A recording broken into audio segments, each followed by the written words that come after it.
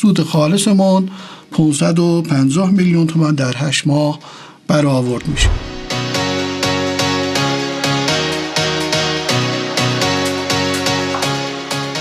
سلام. این جلسه میخوام در رابطه با سود پرورش شترمرغ پرواری به تعداد 100 قطعه توضیحات لازم رو خدمت شما دوستان عزیز ارائه کنم.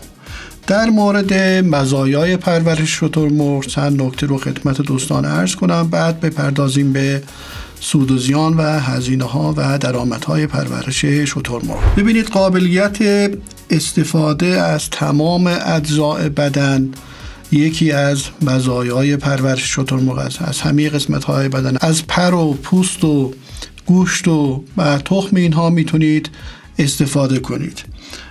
در برابر شرایط محیطی اینها بسیار مقاوم هستند، یعنی هم به درجه حرارت‌های بالا، به درجه حرارت‌های پایین.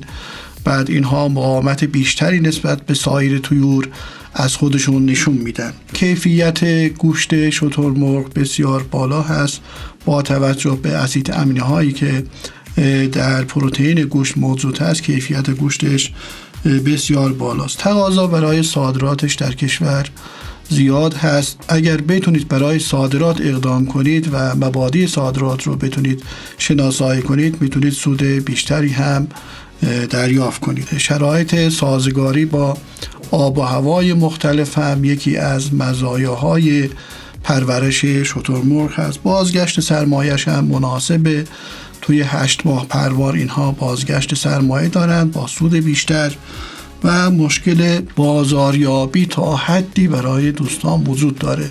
اینو باید اول بازاریابیشو انجام بدید، بعد شروع به پروار کنید و سودش هم مناسب است. اما بریم به معایب پرورش شترمرغ.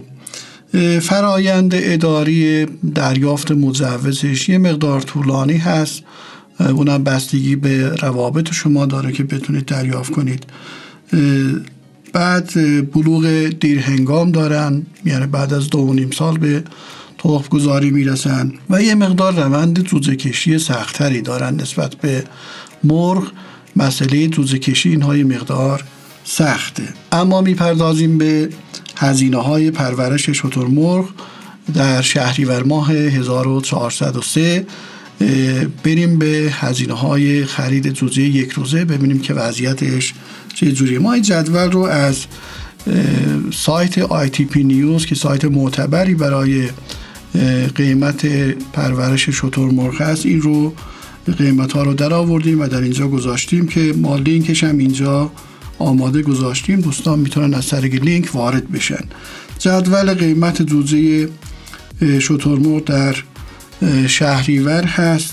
بعد این رو اگر شما در تهران و اصفهان و خراسان رضوی و فارس در نظر بگیرید، میانگین بین 3,300 تا 2,900، ولی 2,800 قیمت میانگین هست که ما چند جا هم خودمون تلفنی پرسجو کردیم. 2,800 این رو میفروشن، یعنی 2,800,000 تومان قیمت جوجه یک روزه رو. اما بریم به سود پرورش شترمرغ، ببینیم که هزینه ها به چه صورت هست و سودش به چه صورت هست. ببینید، تعداد 100 قطعه جوجه، هر قطعه 2,800,000 تومان. قیمت کل جوجه ها 280 میلیون تومان. هزینه دان هر کیلو رو 18,500 تومان در نظر گرفتیم بعد از پرسجو از خیلی جا.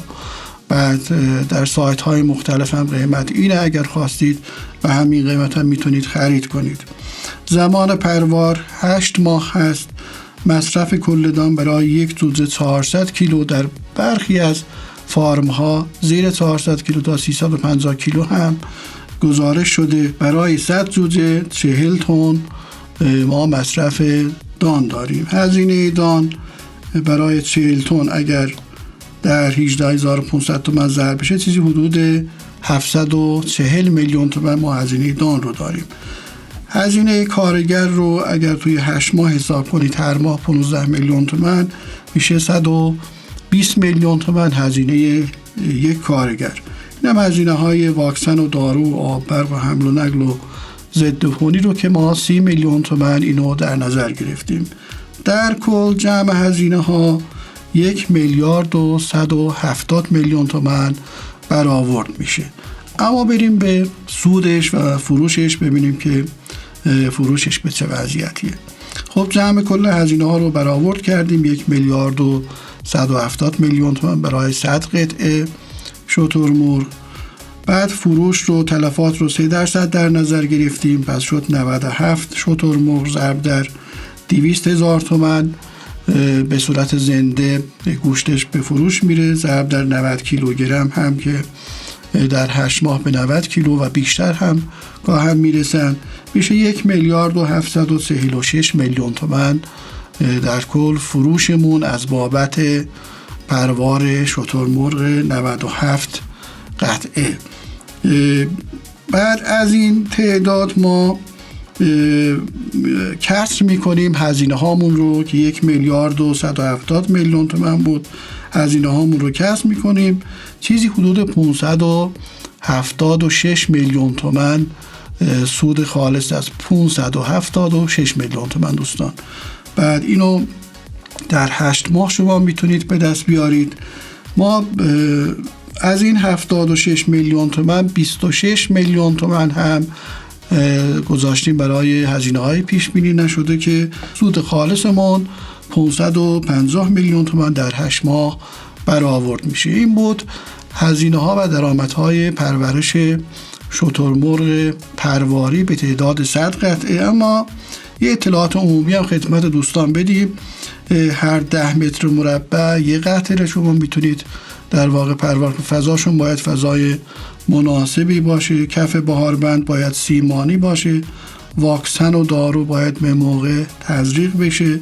خودتون همیشه باید بالای سر طیورتون باشید برای پرورش که پرورش مناسب تری رو بتونید انجام بدید. جوجه رو از محل معتبر خریداری کنید و آموزش های لازم رو ببینید. دوستان ببینید این ویدیو بیس و سفارش و توصیه به خرید فروش نیست. این یک نکته بعد این که بعد از آپلود کردن به هر حال ویدیومون ما ببینیم سوالات بسیار زیادی در این زمینه میاد که ما توی فارممون 100,000,000 تومان بیشتر از این سود کردیم یا 100,000,000 تومان کمتر از این سود کردیم. ببینید همه فارم ها سود یکسانی ندارن.